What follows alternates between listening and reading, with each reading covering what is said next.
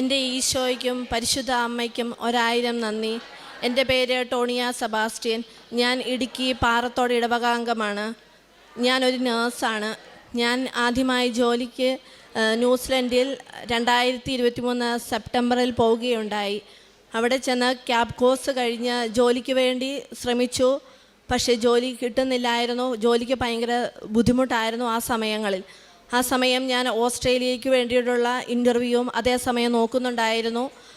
ആ സമയം ഓസ്ട്രേലിയയ്ക്കുള്ള ഇൻ്റർവ്യൂ പാസ്സായി വിസയ്ക്ക് വേണ്ടി അപ്ലൈ ചെയ്തു. പക്ഷേ 3 മാസം കൊണ്ട് വരേണ്ട വിസ എനിക്ക് വന്നില്ല.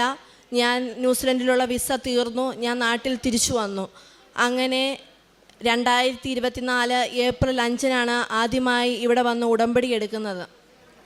ഉടമ്പടിയിൽ ഞാൻ ആദ്യത്തെ 3 മാസം എനിക്കാവുന്ന കാര്യങ്ങളൊക്കെ ചെയ്തു. എങ്കിലും അത് ഭംഗിയായിരുന്നില്ല എന്ന് എനിക്കറിയാം. അതിനുശേഷം 2ാമത്തെ പുതുക്കലിന് ശേഷം ഞാൻ തന്നെ തീരുമാനിച്ചു എൻ്റെ ജീവിതത്തിലൊരു മാറ്റം വരണം.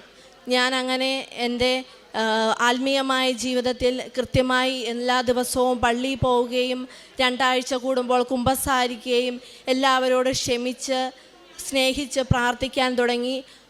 അങ്ങനെ അതുപോലെ തന്നെ ജൂലൈ 16 എൻ്റെ ബർത്ത്ഡേ ആണ്. അപ്പോൾ ഞാൻ എൻ്റെ പരിശുദ്ധ അമ്മയോട് പറഞ്ഞു, എൻ്റെ ബർത്ത്ഡേ ആണ്, എനിക്കൊരു ബർത്ത്ഡേ ഗിഫ്റ്റായിട്ട് എൻ്റെ പേപ്പർ വർക്കുകൾ ചെയ്തു തരണമെന്ന് എൻ്റെ അമ്മയോട് ഞാൻ പറഞ്ഞിരുന്നു. അങ്ങനെ ജൂലൈ അവസാനമായപ്പോഴേക്കും എനിക്ക് ജോലി കിട്ടിയ ജോലി സ്ഥലത്ത് നിന്ന് ഒരു റിക്രൂട്ട്മെൻറ്റ് ടീം എന്നെ കോൺടാക്റ്റ് ചെയ്യുകയും ഞാൻ എൻ്റെ പേപ്പർ വർക്കുകൾ വീണ്ടും സ്റ്റാർട്ട് ചെയ്യുകയും ചെയ്തു. എനിക്കറിയാം എൻ്റെ പരിശുദ്ധ അമ്മ എനിക്ക് വേണ്ടി ഏർപ്പെടുത്തിയതായിരിക്കാം അവരെ എന്ന്. അങ്ങനെ ഞാൻ എൻ്റെ ഓരോ പേപ്പർ വർക്കുകളും പരിശുദ്ധ അമ്മയുടെ കാശുരൂപം വെച്ച് പ്രാർത്ഥിച്ചു.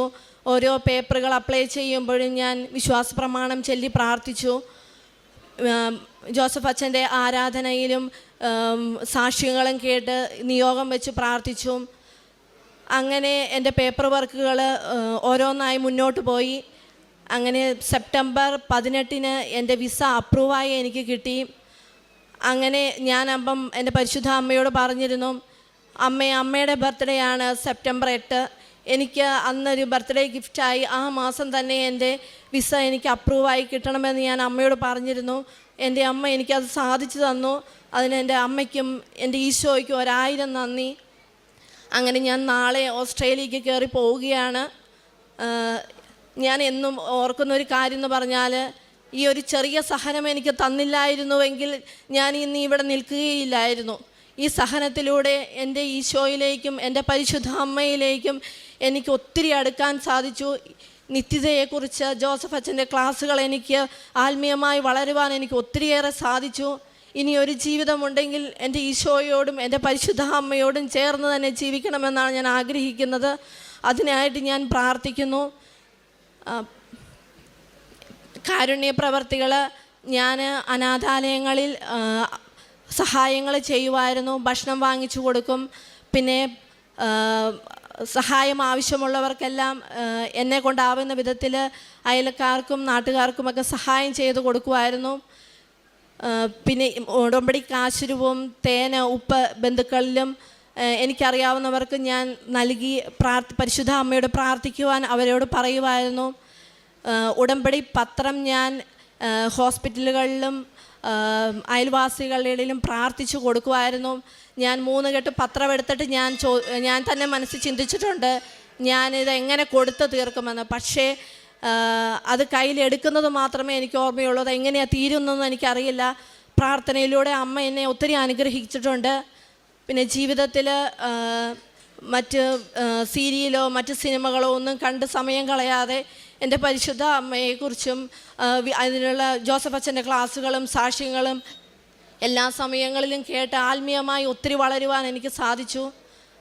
ഇത്രയും അനുഗ്രഹങ്ങൾ ചെയ്തു തന്ന എൻ്റെ ഈശോയ്ക്കും എൻ്റെ പരിശുദ്ധ അമ്മയ്ക്കും 1000 നന്ദിയും. അതുപോലെ തന്നെ ഉടമ്പടിയിൽ വയ്ക്കാത്തൊരു നിയോഗമാണ് എൻ്റെ ഫാമിലിയുടെ PR വേണ്ടിയിട്ടുള്ള ഒരു പ്രോസസ്സിങ്. ആ സമയത്ത് ഹസ്ബൻഡിനൊരു IELTS എക്സാം ഉണ്ടായിരുന്നു. ആ സമയത്ത് ഞാൻ പരിശുദ്ധ അമ്മയുടെ കാശുരൂപം കൊടുത്ത് പ്രാർത്ഥിച്ചിരുന്നു. ഉപ്പും തൈലവും പുരട്ടി പ്രാർത്ഥിച്ചാണ് എക്സാമിന് വിട്ടത്.